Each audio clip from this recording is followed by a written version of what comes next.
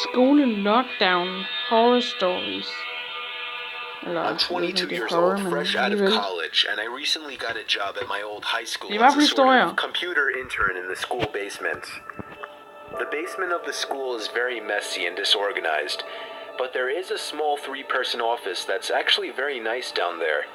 It has 3 nice big desks, 2 mini fridges, a flat screen TV mounted... Jeg siger det bare lige. Det er ikke nemt at lave de videoer her, for det er faktisk ret højt fra min side af. Så... on the wall, and oh so satisfying air conditioning, a luxury the students and teachers cannot enjoy in the school. And of course all the school servers and other computery stuff. I got the job because 3 of my old computer teachers flat out adored me. I could actually consider them as real friends, not just teacher figures, so they all helped tremendously in landing me this job. It's been great, until something that happened a few weeks ago.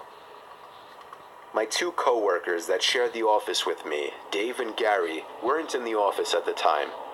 They were upstairs working on papers or whatever.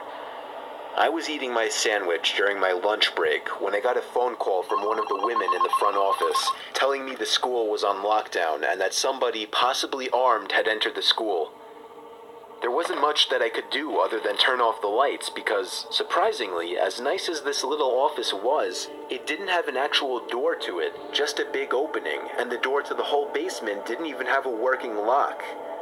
For my own safety, I did turn off all the lights in the office and my computer screen.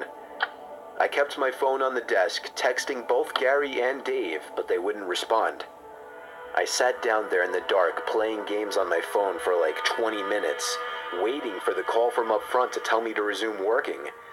I had no idea what was happening. I couldn't hear what was going on upstairs from down here. But I was not allowed to make any calls until I was informed that the lockdown was over. Then, the noisy basement door opened. As the creaking echoed across the basement and into my office, I sat up from my seat, wondering if I should call out Gary or Dave. I was eager to get some info from them. Someone then came running down the stairs, and their footsteps were approaching my office. I pushed away my chair and crawled under my desk. Somebody entered the office, but did not turn on the lights. There was just silence. I can't even describe the fear I was experiencing. I felt like if I made one sudden noise, I'd be a dead man. Suddenly, my phone dinged as I got a text message.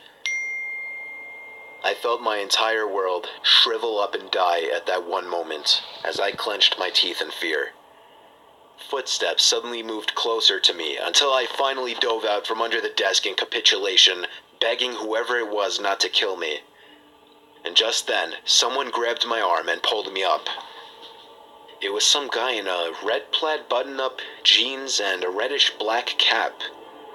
He told me, "It's okay, I'm just down here hiding with you." "What's going on up there?" I whispered to him.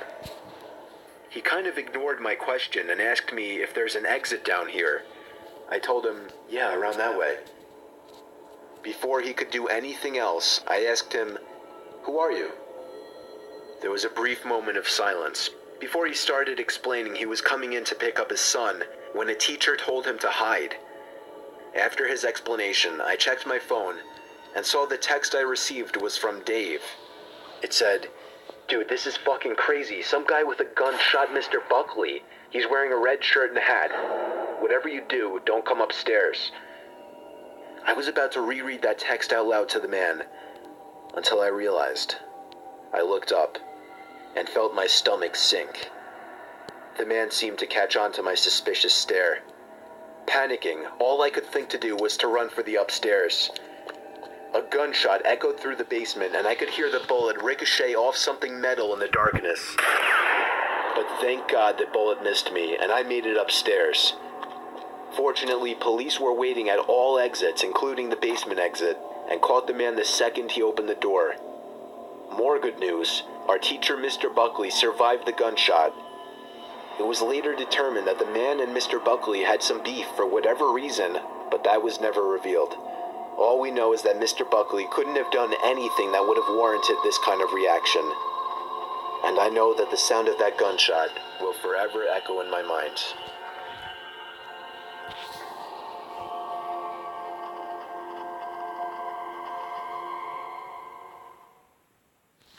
Uhyggeligt. Uhyggelig bagscene. Jeg ved ikke, om så men der var sådan en arm, der pegede med en pistol på ham. Så just in case, der var nogen, der kiggede væk.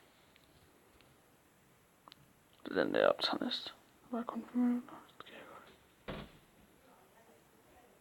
Og det kan jeg ikke, for nu kommer min værelseskammerat.